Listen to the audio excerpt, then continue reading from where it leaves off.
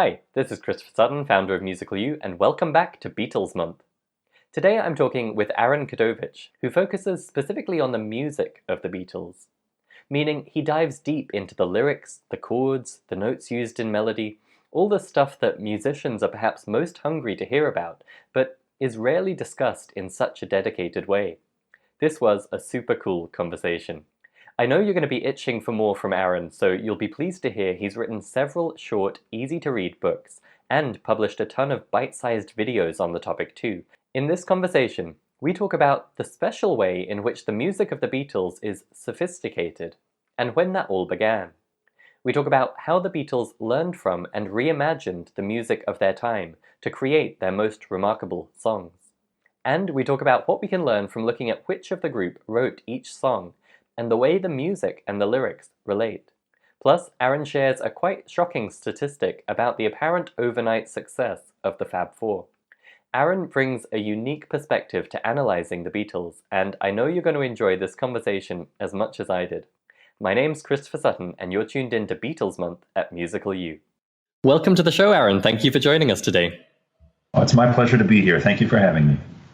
So I have thoroughly enjoyed diving deep into your writing on the subject of the Beatles, and I would love to know how you came to be such a leading expert on the topic, and in particular, if you have a musical background yourself as a musician at all. Yeah, I get that question a lot. People are usually surprised when they see me because I'm 32 years old and I look 10 years younger than that. I've had people mistake me for a high school student, and no one expects someone my age to be an authority on the Beatles. So I get this question almost every day. And the short answer is my dad. My dad got me into it. My dad was born in '53. He's a first-generation Beatles fan. So he grew up listening to the Beatles in real time. He remembers watching Ed Sullivan's show on February 9th, '64, including my grandmother's snarky comments about how we'll never hear from this band again. This is their pinnacle. It's all down here for the Beatles from here. And so he grew up, watching it play out in real time. I then grew up listening to the Beatles through him, because I can't remember a time in my life where I didn't know and love this music. It's just always been there. People ask me, when's the first time you heard the Beatles? And my honest answer is in utero, because that's it. That's where I first heard this music. And so I grew up with the Beatles too, but of course this would have been the '90s, well after the band had broken up. So I'm a second generation fan. Then when I got to graduate school, is when I returned to the music that I grew up with, but with a lot more musically educated ears and more musically experienced ears. And that experience and academic education gave me an entirely new avenue to appreciate and love the Beatles music all over again. And so that would have been 2008, 2009, around the time I was in grad school for music. And then in 2011, I applied for and won a research grant to study the band. And with that money, I was able to buy somewhere in the neighborhood of 72 books, 18 CDs, 20 DVDs, and even some old VHS tapes, and all Beatles material. And I was able to go through all that. The University of Hartford in Connecticut essentially gave me the university library funds to make purchases at my request. And so I had them buy all this Beatles stuff, which is now housed in the University of Hartford Music Library's permanent collection. And so I spent several years just wading through all of that, reading every book I could find, every biography, every musical treatise. There's several of those out there.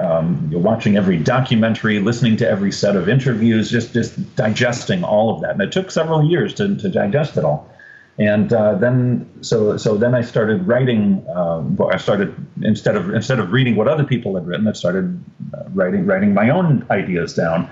And my first book, called The Beatles and the Avant-Garde, was published in 2014. And then 2015, I took a big leap of faith and quit all my jobs so that I could travel around doing educational presentations on the Beatles and their music throughout the United States and beyond. Actually, I've been to Canada a couple of times and been to England a couple of years ago as well. That was a very long-winded answer. I don't know if that's what you were going for. No, perfect. Usually I'm a little more concise when people ask me that question, but that was more more detail. Well, as someone who has the same origin story as you, in the sense that my dad was a massive Beatles fan, and I kind of inherited that from him before going on to study music, I can relate to the beginning, but I envy you the end, because, being a professional Beatles scholar is a very cool job title indeed. And there were a few things there I'd love to come back and pick up on. You mentioned that you kind of came back to the Beatles with a more trained musical ear. I wonder, could you explain a little bit what had you learned in the interim that had changed your ear, or if you could give an insight into how your ear was now hearing it differently? Yeah, and if you've ever done a degree program, at a university or a conservatory, you have to take things like music theory, which is basically analysis of music, and you have to take ear training or aural skills, which is being able to recognize intervals and different chord progressions and that kind of thing. It's all fundamental to musicianship. You even outside the university, you do it too, just much less formally. Anyway, so I took all these analysis classes, and I trained my ear. I trained myself to be able to hear musical patterns, and so taking that formal training, that formal university setting education, and applying it to popular music is something that's relatively new. There are, of course, many people who have written about pop music analytically, and this goes back many decades. But even when I was in grad school, I had several professors who clearly looked down on popular music. They didn't say it in these words, but the gist was, if you were a real musician, you would study Beethoven and Mozart and Bach, not the Beatles. This is disgusting.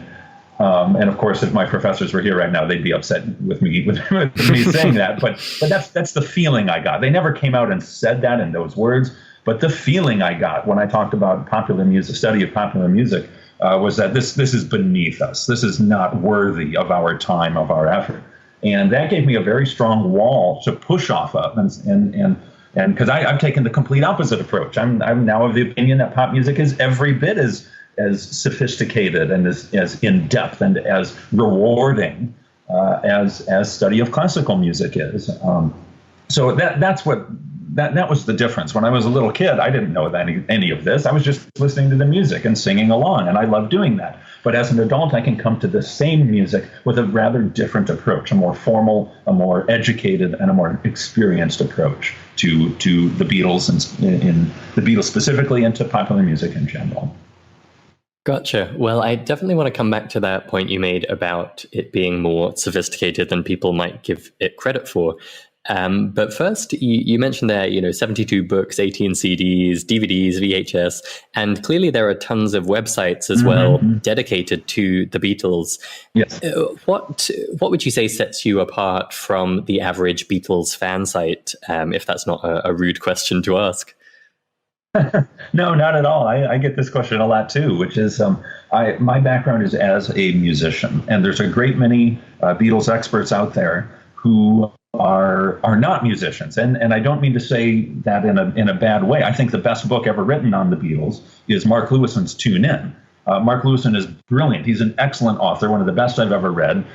His work is absolutely seminal to what I do. I try to build off of Lewisohn's work, and his, like, the recording sessions and the chronology are absolutely fundamental to Beatles scholarship. That being said, Lewisohn is more of a historian and a biographer. He deals with the who, the what, why, where, when, and how, and that kind of stuff. But that is fascinating, but it's not the actual music.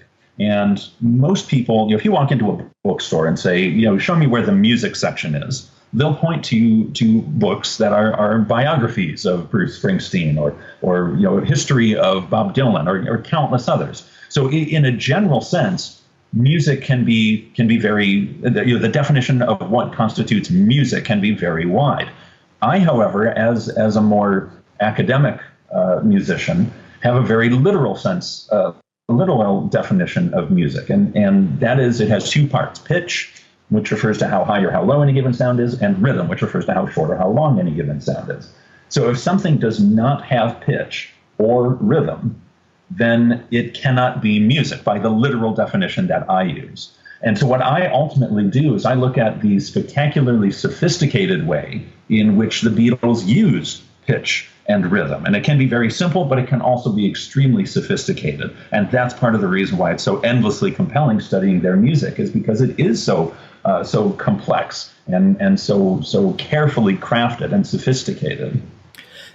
So let's dwell on that for a moment then, because I think if someone's listening to that, imagining, something like Twist and Shout or a really early Beatles number, like I Want to Hold Your Hand, maybe, they might be, a bit surprised to hear you talk about sophisticated music, and that the title of your book is Beatles, or your first book is Beatles and the Avant-Garde. That sounds very lofty, and I think we all know, the early music of the Beatles, at least as much as their later stuff. Can you explain why the Beatles, or how the Beatles are sophisticated? Sure. Well, you mentioned one song, I Want to Hold Your Hand, which has a rather interesting chord progression. So it's in G major. So I'm just going to try this here. Does that come through clearly? Mm-hmm. All right. So it's a G major to a D major, E minor, and then a B7. And it's that last chord that's rather unusual. Most songwriters would go G to D to E to C back to G. Right, that's one of the great cliches of popular music, is that particular chord progression, 1 to the 5 to the 6 to the 4. There are thousands of songs that use that particular pattern of chords, but not the Beatles, or rather not in I Want to Hold Your Hand. There are other songs where they do use that. But so just tweaking it, that last chord, instead of being C, dropping it to a B, is something fresh. There are thousands of chords that use the standard progression. I don't know of any others off the top of my head that use the same progression found in I Want to Hold Your Hand, with what's known as the 3 chord instead of the 4 chord, a B chord instead of the C chord. I don't want to go overly technical here, but that's one instance of the early Beatles doing something surprising and something that I think the vast majority of popular music composers of the time would not do. That's super interesting. And tell me, did I just inadvertently stumble on one great example to make that point, or is this something that you'd often find in Beatles, even with their earlier catalogue? I to be honest, I find it more with the later stuff, but you do find it frequently with the earlier songs as well. And that's just the first one that popped into my head. If you want to take the time, I could also show I Saw Her Standing There. For sure, yeah. Sure, okay. So that one's in E major. She was just 17, you know what I mean, the way she was way beyond compare. So here it is. So how could I dance with another, then to this chord. That right there. All right, so it's E major. How could I dance? E major first inversion. E major with a G sharp on the bass. With another. There's your 4 chord, A major. Most composers would lead to a 5 chord, a B, and then back to E. That sounds perfectly fine. Right? Totally fine, but it's not what Paul does. He goes E first inversion, to an A, to a flat 6, or in this case C, back to E. So again, it's another example of how they take something that's standard and they tweak it. They kind of goose it ever so slightly and create something that is quite fresh and quite original. Again, I can't think of any others. I'm sure there are some out there, but I can't think of any off the top of my head. So that was beautifully illustrated, and I think a great demonstration of how the Beatles were innovating right from the beginning. At the same time, I think it's fair to say that their music fit in perfectly fine with the era. If we think of someone like Carl Perkins that was of that time, the Beatles songs certainly existed alongside those and didn't confuse the radio listeners too much. Do you think the Beatles kind of went off in a completely different direction right from the beginning, or how did they coexist with that musical era? Yeah, well, the 50s is very much the decade of rock and roll. So guys like Elvis Presley and Buddy Holly and Little Richard and Carl Perkins, like you mentioned. And part of what makes Beatles study so fascinating is how they grew out of that, how they start out as a rock and roll band playing covers of guys like Elvis and Carl Perkins, but then they take the music in a rather different direction. So one of them, to stick with the Carl Perkins idea, one of his songs is "Honey Don't," which came out, I think, in '56 or '57, and the Beatles covered it in '64. And it uses a particularly interesting set of harmony as well. So it starts on an E major chord. So it's, well, how come you say you will when you won't? Then it goes to a C major. Say you will, but when you won't. Let me know how you feel. Tell the truth now, it's not real. But honey, don't. And so that particular chord progression, E major to C major, is a little bit unusual. It's not terribly rare. There are other songs like Peggy Sue by Buddy Holly that use the same progression, but it's also not terribly common. And so it stands out in Carl Perkins as being a bit unusual, and as a result, quite interesting. The Beatles then covered Carl Perkins' Honey Don't, and they would play it live, and they recorded it, but they would also use that unusual progression in their original songwriting. So the verses to "It Won't Be Long" feature the same chords. So it's E major. Every night everybody has fun. Here am I sitting on my own. And it's the same chords, E major to C major and back again. So is this conscious? Did John Lennon sit down and say, hey, I'm writing the song called "It Won't Be Long"? How should I write this? Well, remember that song "Honey Don't" by Carl Perkins? Remember the E major to C major unusual chords? I think I'm going to use those same chords in my song. It's possible John was thinking that clinically, but I kind of doubt it. I imagine that John is just writing what he thinks works. I don't think he's worried about copying Carl Perkins or anything else. He hears these chords and he thinks, yeah, this is what I'm going for. This really works. I really like this. So to a certain extent, intent is irrelevant because my job as an analyzer of music is to analyze what they did. My job is to analyze what the Beatles actually did. That is not necessarily the same thing as what they thought they were doing, nor necessarily what they intended to do. The Beatles' repertoire is littered with examples of happy accidents, as Bob Ross might say. And I'm thinking of the opening of "I Feel Fine." Paul plucks the A string, I think it is, or maybe it's George, and it feedbacks on the amplifier. And they didn't intend to do that, but when it happened, when that happy accident happened, they were wise enough to recognize it. And then another one is the edit on "Revolution," right before the dum da doo da dum ba doo da dum ba doo da dum ba doo da dum, the little guitar lick. There was an editing error that added an extra couple of notes in there, and that was not done on purpose, but they liked it. They saw that and they thought, hey, this is great. It's not what we meant to do, but we're going to keep it in. The first note of "Her Majesty" is another famous example where it was not originally intended that way, but they decided to keep it in. So there's many examples throughout the Beatles' repertoire of things that they didn't necessarily intend to do, but that they did anyway. And this unusual chord pattern that we find in both "Honey Don't" and "It Won't Be Long" is one such example. So there's a little bit about how "It Won't Be Long" and "Honey Don't" are related, from that E major to the C major back.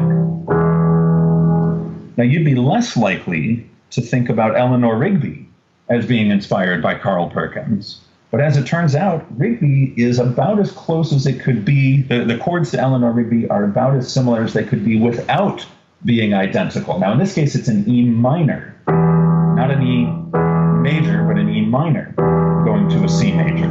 And in fact, Rigby only uses two chords. The entire song vacillates between E minor and C major.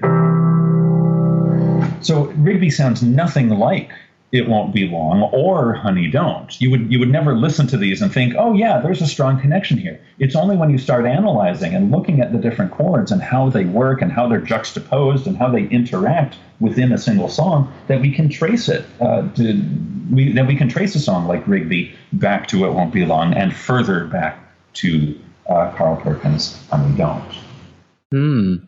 So that touches a little bit on a question I was really keen to ask you, because you obviously bring this very well-educated music theory perspective to the music of the Beatles. And one comment I hear a lot when talking about music theory is, music theory is unnecessary. If the Beatles could write the amazing songs they did without knowing music theory, I don't need to learn it. I'd love if you could speak to that a little bit, and specifically, I think we all accept that the Beatles did not study formal music theory in the way that a grade school student might.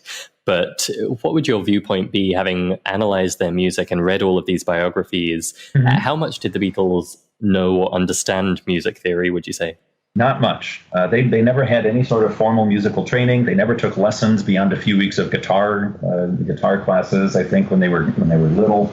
But they work more or less intuitively, and that's not to say that it's easy for them. It takes a tremendous amount of work, but they know what they're going for. So they're playing these chords, they're writing these songs and they're playing different chords, and when they happen to find a chord they really like, they know it. They kind of intuitively understand that's what I'm going for. That's the feeling, or that's the sound, or whatever it is. That's what I'm going for.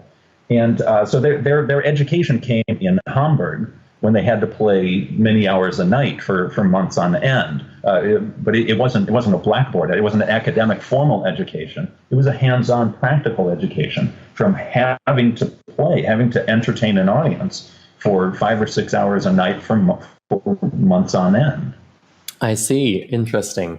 And we've gone quite quickly into some of the kind of interesting nitty-gritty of what makes particular songs so notable.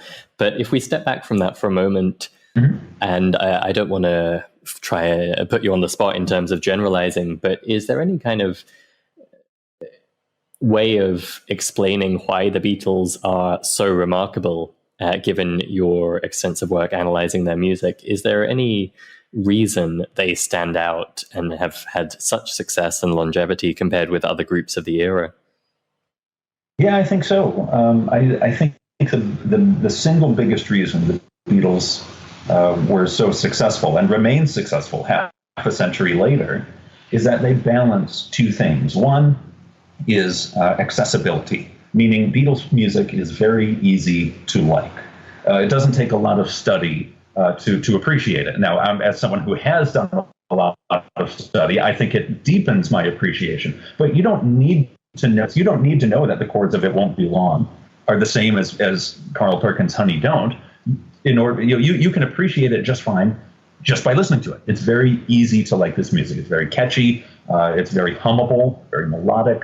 You don't have to do all the analysis, but when you do, it deepens your understanding. It gives you a deeper understanding and a deeper appreciation for what they were able to do. And when you look at how sophisticated some of their songs are, and it's kind of mind-boggling how right they sound, and yet at the same time it's pretty spectacularly complex in spots.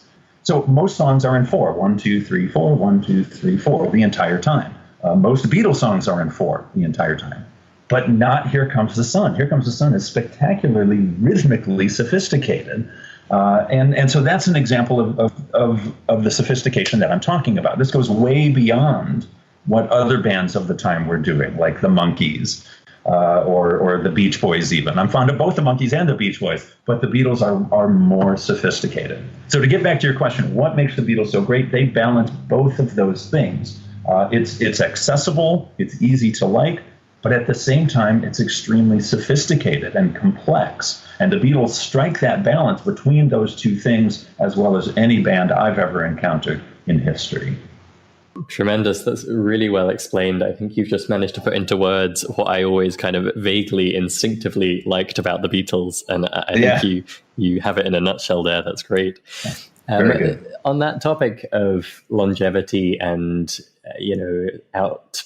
outlasting maybe other bands from that era or having a stronger place in the cultural memory than other bands, I was thinking about this earlier this week as I thought about our interview today, and I realized you and I are maybe on the cusp of people who can totally relate to the music of the Beatles and just kind of take it for granted that they're among the greats and their music is still amazing and relevant.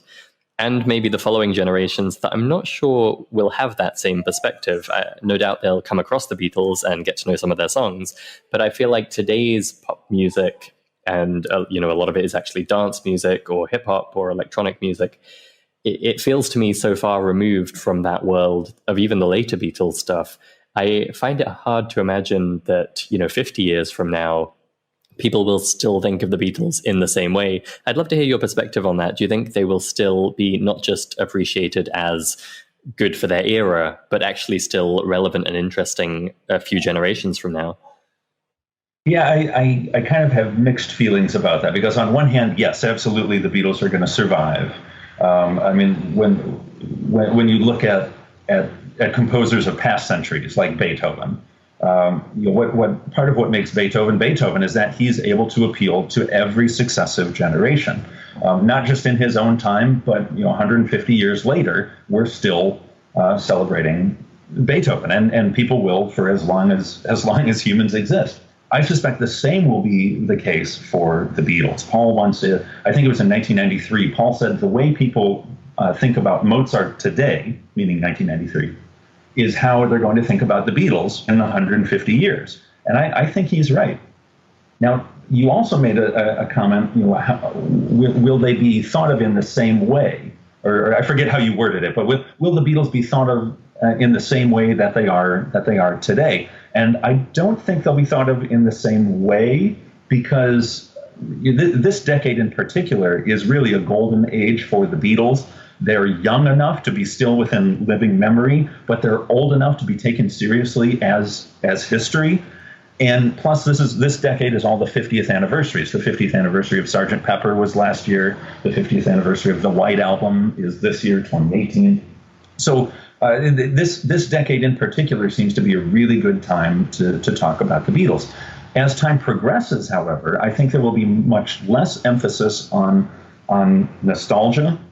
So a lot of baby boomers have a lot of nostalgia for the Beatles, and rightfully so.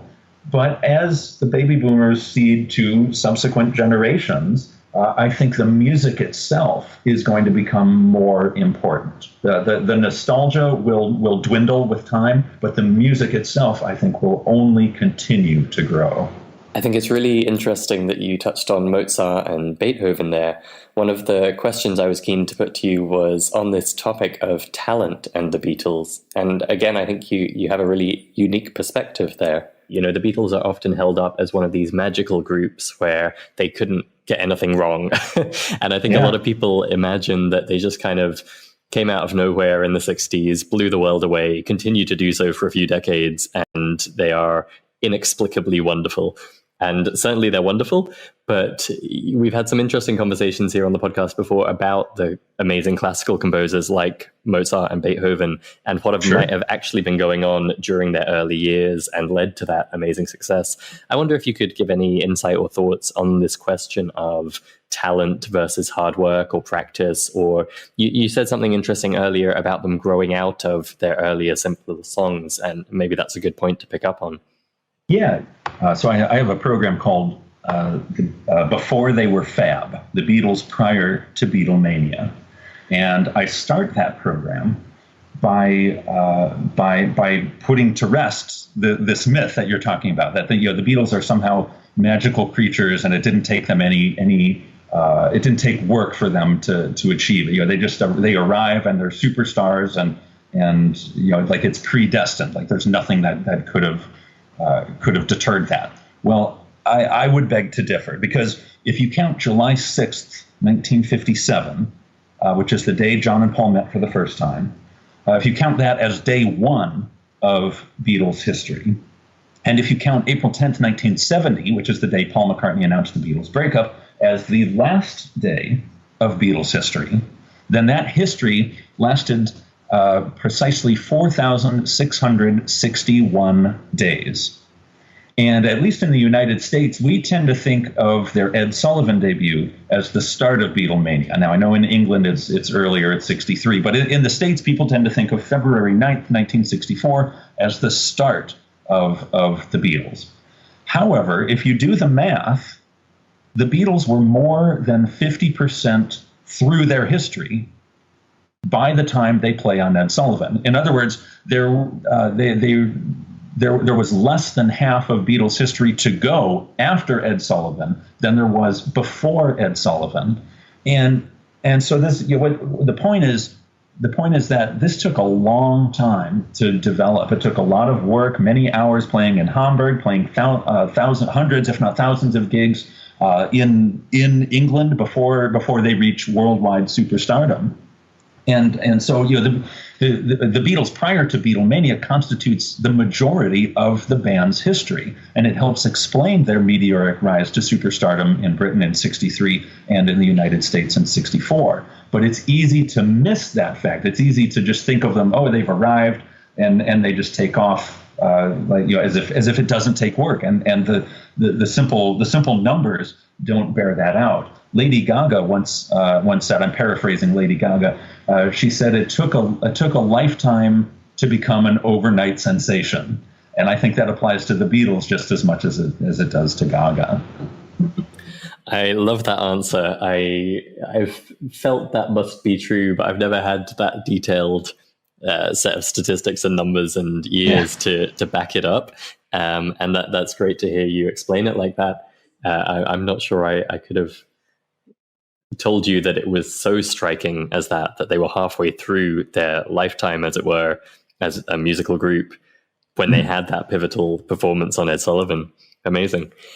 And as someone who's studied their music from the earliest days through to the later years, is it fair to say it becomes more and more sophisticated, I guess, while still retaining that accessibility you mentioned? I would say so. My personal favorite is Abbey Road, in no small part because of Here Comes the Sun and the clip I played a minute ago. And the White Album would have to be my second favorite because it is, in my opinion, the second most sophisticated album. Now, sophisticated doesn't necessarily mean good. I mean, you can have sophisticated music that's not very good to listen to. I should know. I've written an awful lot of it. But the opposite is equally untrue. Just because something is simple doesn't necessarily mean it's bad. But again, the Beatles balance that. It's accessible and it's sophisticated in a way that few others are, with the possible exception of Led Zeppelin. Gotcha. And you have given whole presentations on particular songs or albums from the Beatles' back catalogue, which I think speaks to that level of sophistication. I think it would be hard to pick a Monkees song and talk about it for 60 minutes. You give a talk on Yesterday and Strawberry Fields Forever, and I think one on the Sgt. Pepper album too. Could you give us a glimpse of what kind of stuff you might cover in one of those presentations? Yeah, absolutely. So I have an entire 60-minute program all about the song Yesterday, and it traces it from conception through the thousands of covers that have been released over the last 5 decades. And so one of the things that I talk about is that there is a certain conflict in the lyrics of Yesterday. The singer is kind of longing for the past. I believe in yesterday. He's looking not at a literal yesterday, not 24 hours ago, but to a metaphorical yesterday, a simpler time in his life that has been lost. And a simpler, more innocent time, perhaps, and he's kind of jealous of that. So there's this kind of twinge of nostalgia. There's a contrast between what is real, what is reality, and what the singer wishes was real. And musically, we find a parallel in that. We see a certain musical conflict that parallels the lyrical conflict, and it's between the note B and B flat. So the question is, which one is it? Is it B flat or is it B natural? And throughout the verses, we have that conflict. So, for example, we start out, it's B natural. Now, wait a minute, B flat. B flat again.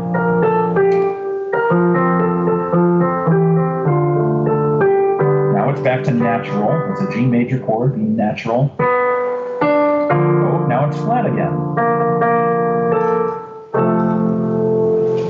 So the conflict that we see in the lyrics of Yesterday plays out in the music of Yesterday as well regarding the tone B. And it's that back and forth that you're never sure if it's a B natural or is it B flat that helps give the music of Yesterday the twinge of nostalgia for which the song is so famous. Gosh, I don't think many people would have picked up on that listening to the song, and I'm sure we've all heard it 1,000 times and never appreciated that mirroring in the lyrics and the music. Well, that's what makes this kind of analysis so fascinating and rewarding, is no matter how well you know this music, no matter how many books you've read, no matter how many times you've listened to the songs, there is always more to find. I find new things every day, and that kind of analysis gives you that deeper understanding and a greater appreciation for the vast artistry of the Beatles. There's another really interesting thing about Rigby, and that is that the structure of the song tells the story of the song. So there are 3 verses. The first verse is Eleanor Rigby picks up the rice in a church where a wedding has been. It's all about the title character. The second verse then is about Father Mackenzie, the priest, and how he's writing the words to a sermon that no one will hear, no one comes near. The third verse then, this is where it gets really interesting, brings these 2 characters together. It's about both Rigby and Father Mackenzie, but it's too late because these 2 lonely characters who could have been friends in real life only meet with the title character's death. And this is what defines Rigby as a tragedy. It's not a happy song. It's too late by the time these 2 characters meet in the third verse. Paralleling that musically, then, we have a couple of different things that are going on. One is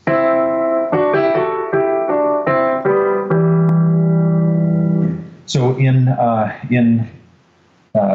that what I'll call the chorus. It's debatable. Is this a refrain? Is it a chorus? I'm just going to call it a chorus. We have 2 things. One is the melody,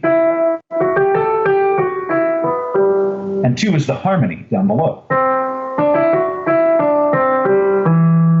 And you put it together. All right, so we have that chorus. But then we also have this refrain.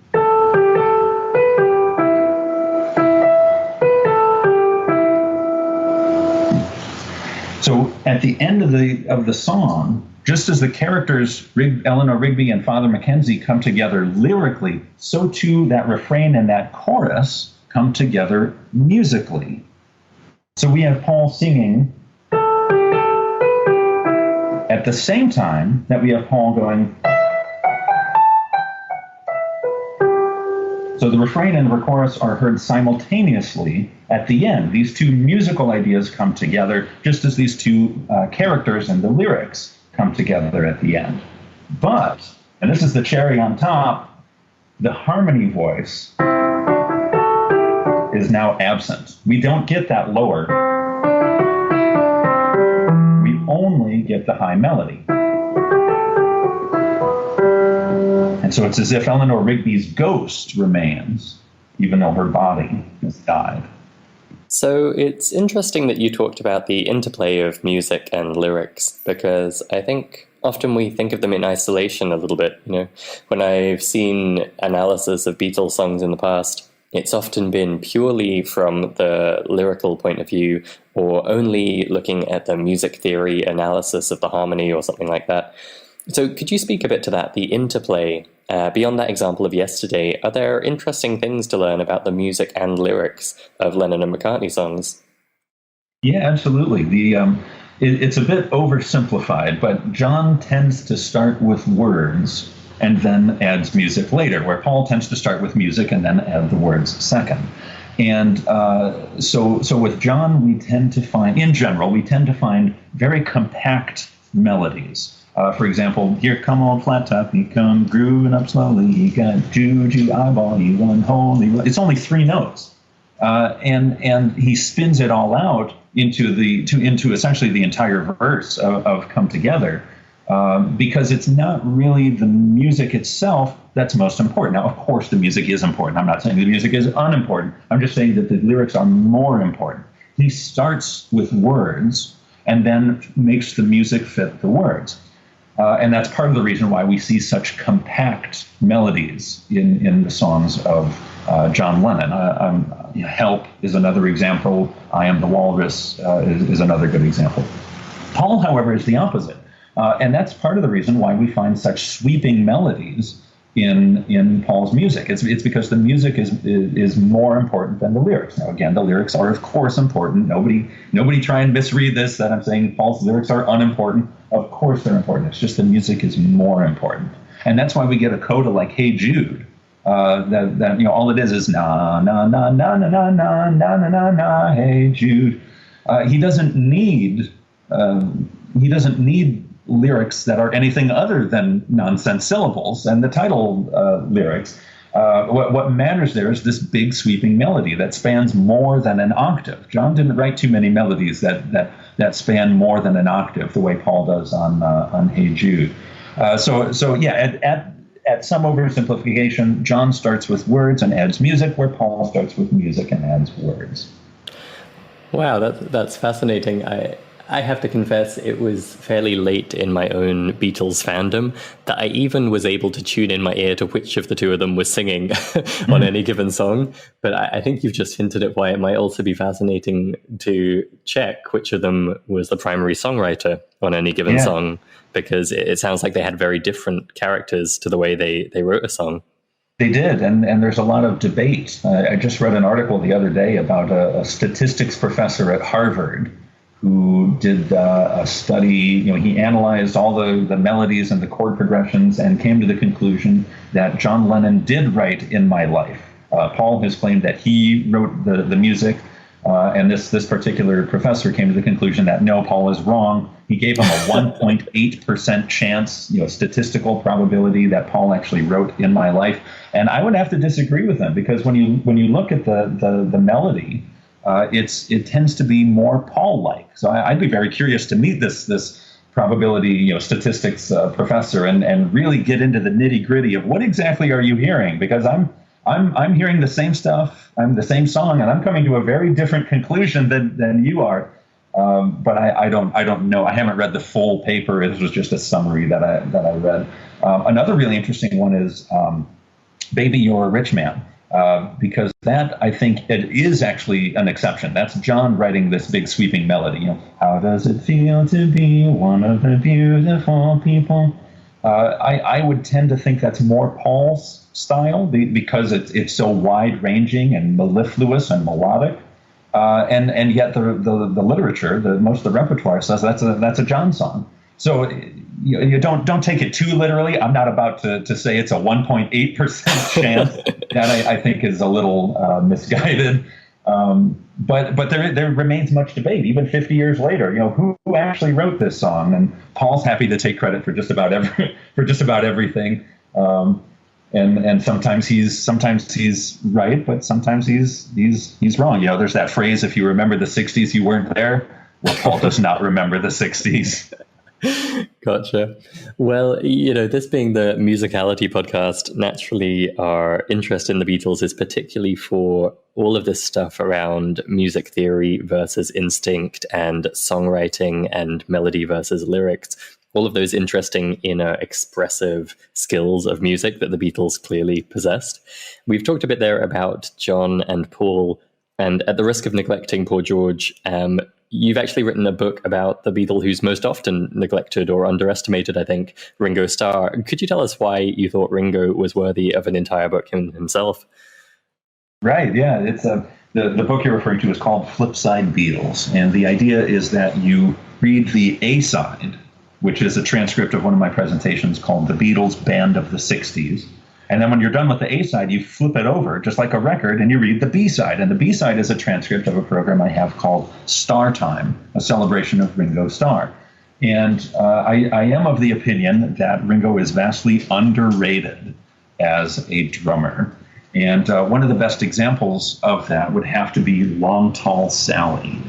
This is a Little Richard song. Little Richard did it in 58, 57. Don't quote me on that, I forget. But when you look at how the two songs are structured, even though they're the same song, Little Richard and the Beatles both record Long Tall Sally, but the Beatles add an extra chorus at the end of the song.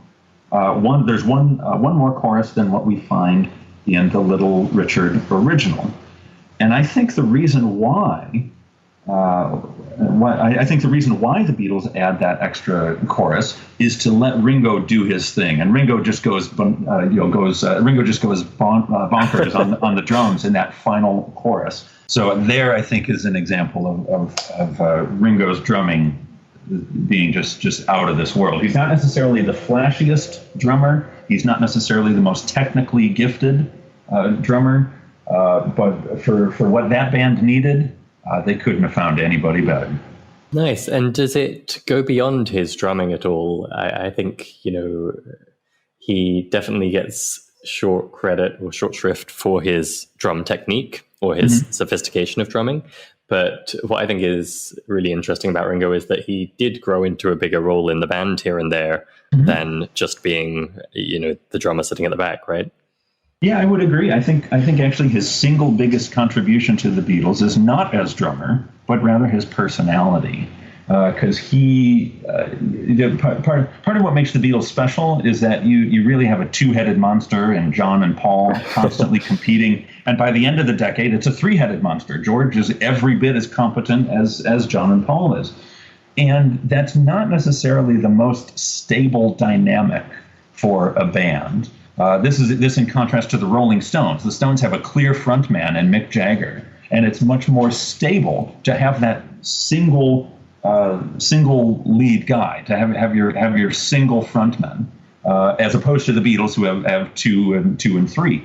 And Ringo's personality then helps smooth out the problems between John and Paul and George towards the end. And so he helps. He's kind of the glue. I've heard people describe the rhythm section as the glue to music, and I would agree with that. But I also think that's true for Ringo in terms of his personality. His personality held the Beatles together in a way that I'm not sure they could have sustained for as long had they had a different drummer.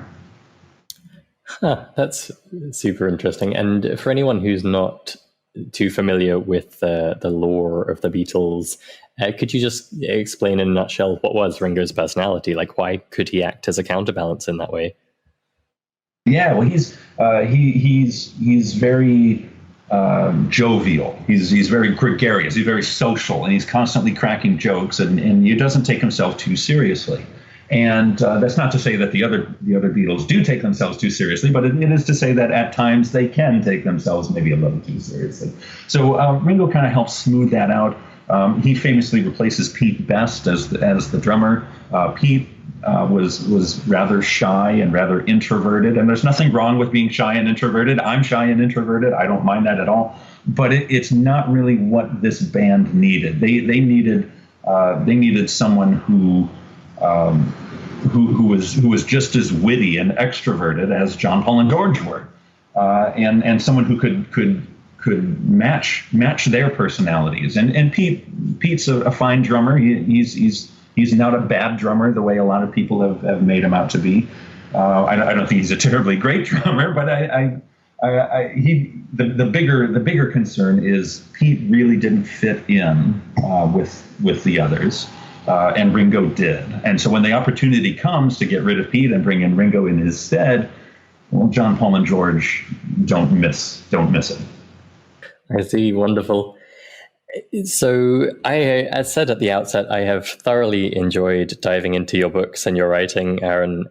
And I think you've given us a glimpse in this conversation of the richness that is there to be tapped into when thinking about the Beatles in this way, not just in the biographical sense or in a very broad way of being a great musical group, but really taking the time to think about, who wrote the song, or what is the song doing lyrically and musically, or what maybe is it doing different than the genre norms. Yeah, the artist. I'm going to highly recommend anyone who's enjoyed this conversation go directly to Aaron's website. Flipside Beatles is at aaronkrerowicz.com, and we'll have a link to that in the show notes for this episode. And also, specifically, I would recommend checking out his Beatles Minute videos. Aaron, maybe you could just give the listener a sense of what you cover in those videos. Sure, yeah. I call it the Beatles Minute because they are roughly 60-second video clips that I post on YouTube and on my website. And each one analyzes one specific aspect, one very focused aspect of Beatles music. And I think I've got, 40 or 50 of them now that I've done. And you can find them on YouTube and my website. If you don't want to try and spell Krerowicz, my last name, no one gets it right anyway, just go to flipsidebeatles.com and it'll take you to my website. Perfect. Well, it has been such a pleasure talking with you, Aaron. I've really had to hold back to not dive into every one of these topics more, because I know your expertise could certainly accommodate that, but I want to be respectful of your time. And so I will just say a big thank you again for joining us today and sharing some of these insights on the Beatles. It's been an absolute pleasure. I can talk Beatles all day long. Would you like to hear more, enjoy more, and understand more in every piece of music you listen to? Active listening holds the key, and we're about to launch an exciting, brand new way to learn active listening, step by step, with music of every genre and era, including the Fab Four themselves. For full details, visit musicalitypodcast.com/hearmore. That's musicalitypodcast.com/hearmore, where you'll also get access to an exclusive time-limited special offer. Act fast and visit musicalitypodcast.com/hearmore today.